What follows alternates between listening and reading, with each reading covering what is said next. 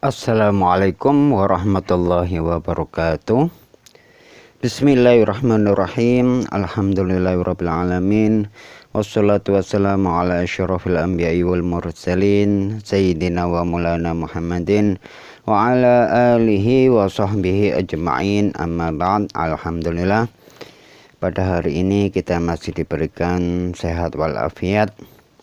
Mudah-mudahan kenikmatan ini terus berlanjut karena kita menggunakan kenikmatan ini untuk mengkaji ilmunya Allah. Di antaranya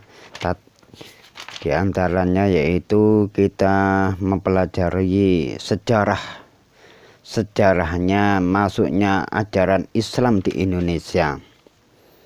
Saya akan meneruskan video yang kemarin, yaitu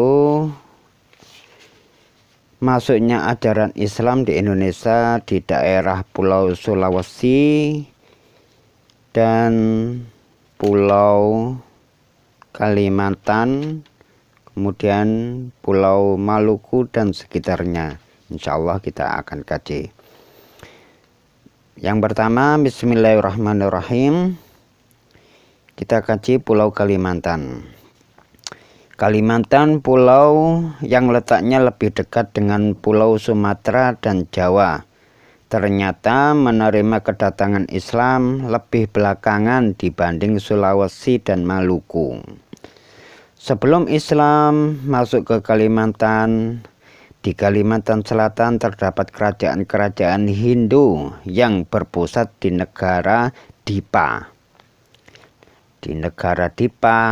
Daha dan Kahuri yang terletak di hulu sungai Nagara dan Amuntai Kimi.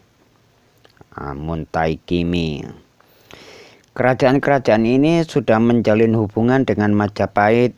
Bahkan salah seorang raja Majapahit menikah dengan putri Tanjung Buih.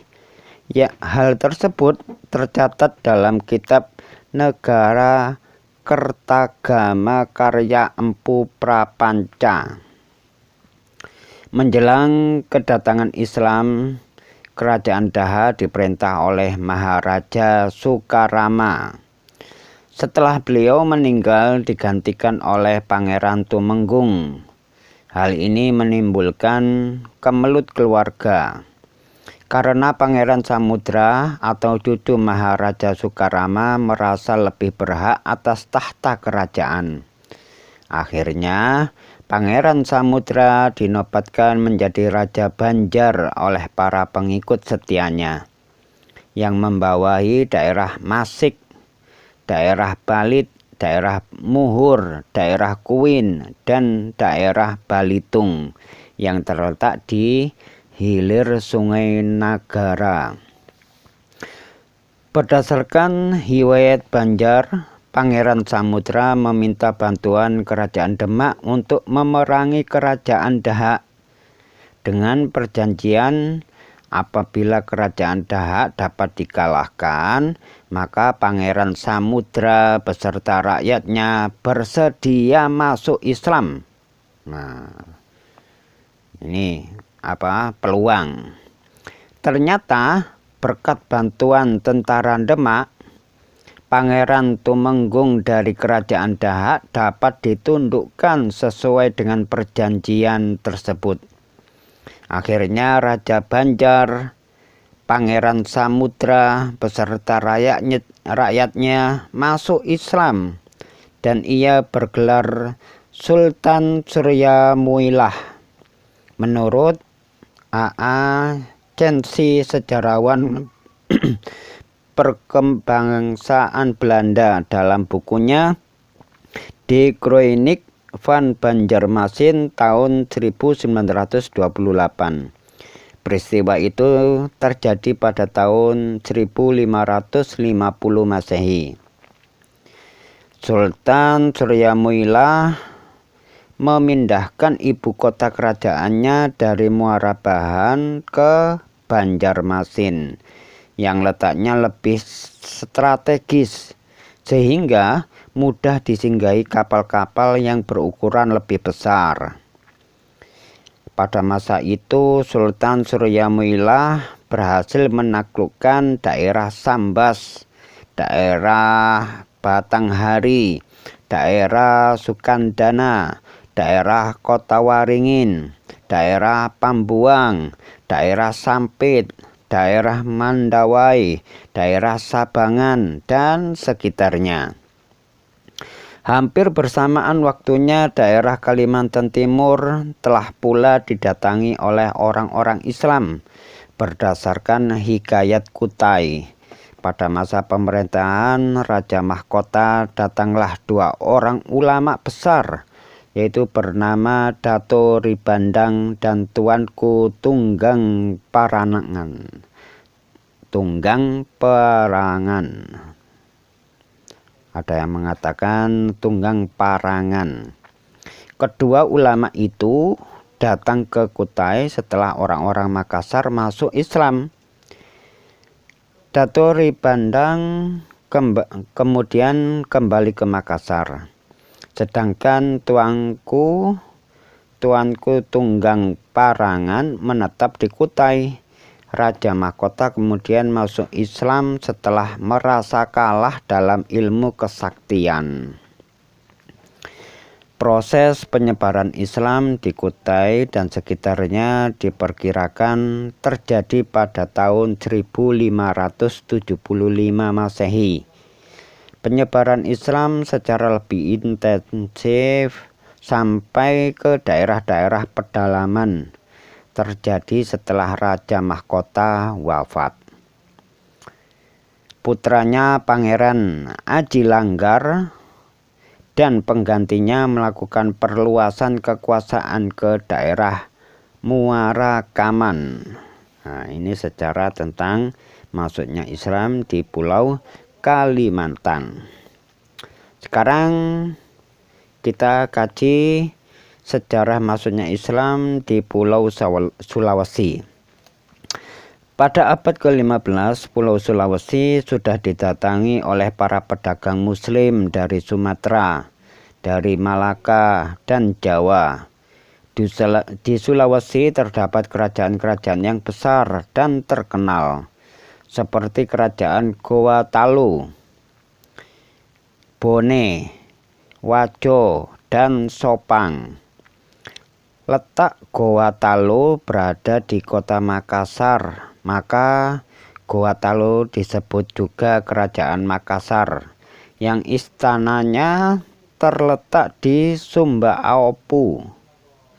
Pada tahun 1562 sampai 1565 Masehi, di bawah pimpinan Raja Tumaparisi Kolama, Kerajaan Goa Talu berhasil menaklukkan daerah Selayar, daerah Bulukumba, daerah Marmandar, dan Luwu. Pada masa itu di Goa Talu telah terdapat kelompok-kelompok masyarakat Muslim dalam jumlah yang cukup besar. Kemudian atas jasa Dato Ribandang dan Dato Sulaimana, penyebaran dan pengembangan Islam menjadi lebih intensif dan mendapat kemajuan yang pesat. Pada tanggal 22 September tahun 1605, Raja Goa yang bernama Karaeng Toninggalo masuk Islam yang kemudian bergelar Sultan Alauddin. Beliau menjalin hubungan baik dengan kerajaan Ternate. Bahkan secara pribadi beliau bersahabat baik dengan Sultan Bahauddin, Sultan Babullah dari Ternate. Setelah resmi menjadi kerajaan bercorak Islam, Goa melakukan perluasan kekuasaannya. Daerah Wajo dan Sopeng berhasil ditaklukkan oleh Islam dan diislamkan. Demikian juga Bone berhasil ditaklukkan pada tahun 1611 Masehi. Sejak saat itu, Goa menjadi pelabuhan transit yang sangat ramai. para pedagang dari barat yang hendak ke Maluku singgah di Goa untuk mengisi perbekalan. Bahkan kemudian rempah-rempah dari Maluku dapat diperoleh di sana, terkadang dengan harga yang lebih murah daripada di Maluku. Goa menjadi pelabuhan dagang yang luar biasa ramainya, sehingga sering disinggahi para pedagang dari berbagai daerah dan dari mancanegara. Hal itu tentu saja mendatangkan keuntungan yang sangat besar. Ditambah lagi persembahan dan upeti dari daerah-daerah yang ditaklukkannya, sehingga kerajaan Goa menjadi kerajaan yang kaya raya dan disegani pada masanya. Nah, itu sekilas dari masuknya Islam di Pulau Sulawesi. Sekarang masuknya Islam di Pulau Maluku dan sekitarnya. Islam telah masuk dan berkembang di Pulau Maluku antara tahun 1400 sampai 1500 Masehi, kira-kira abad ke-15. Dibawa oleh para pedagang muslim dari Pasai, dari Malaka, dan dari Jawa. Mereka yang sudah beragama Islam banyak yang pergi ke pesantren di Jawa Timur. Untuk apa? Untuk mempelajari Islam. Adapun raja-raja dari kerajaan di Maluku yang masuk Islam diantaranya yaitu Raja Ternate. Raja Ternate yang bergelar Sultan Mahrum antara tahun 1465 sampai 1486. Kemudian Sultan Zainal Abidin yang sangat besar jasanya dalam menyiarkan agama Islam di Kepulauan Maluku, di Kepulauan Papua, bahkan sampai ke Filipina. Masya Allah. Kemudian Raja Tidore yang kemudian bergelar Sultan Jamaluddin. Kemudian Raja Jailolo yang berganti nama dengan Sultan Hasanuddin. Nah, kita sudah mengenal Sultan Hasanuddin ya, tapi nama aslinya Raja Jailolo. Kemudian Raja Bacan masuk Islam dan bergelar menjadi Zainal Abidin pada tahun 1520. Nah, selain di Maluku, Islam juga masuk ke Papua yang disiarkan oleh raja-raja Islam di Maluku, para pedagang, dan para mubaleh yang juga berasal dari Maluku. Daerah-daerah di Papua yang dimasuki Islam adalah diantaranya Miso,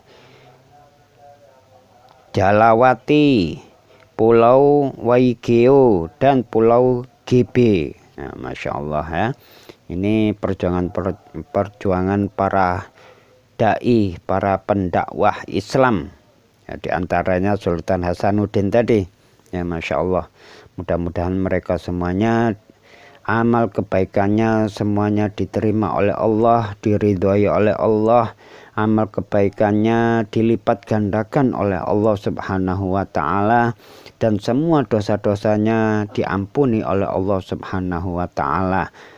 Mudah-mudahan kita dapat meniru mereka, meniru mereka dalam hal kebaikannya, ya, mengikuti mereka dalam hal ikut serta di dalam berdakwah walaupun melalui medsos. Nah, karena sekarang zamannya di medsos. Jangan disalahgunakan medsos ini ya. Jangan disalahgunakan untuk menfitnah atau mengadu domba, tapi gunakanlah untuk hal-hal dalam kebaikan. Demikian sejarah masuknya Islam di daerah Nusantara. Mudah-mudahan bermanfaat bagi kita semuanya, menambah kita dalam ketaatan kepada Allah Subhanahu wa Ta'ala. Amin ya Rabbal Alamin. Saya akhiri, subhanakallahumma wa bihamdika asyhadu an la ilaha illa anta astaghfiruka wa atubu ilaik. Assalamualaikum warahmatullahi wabarakatuh.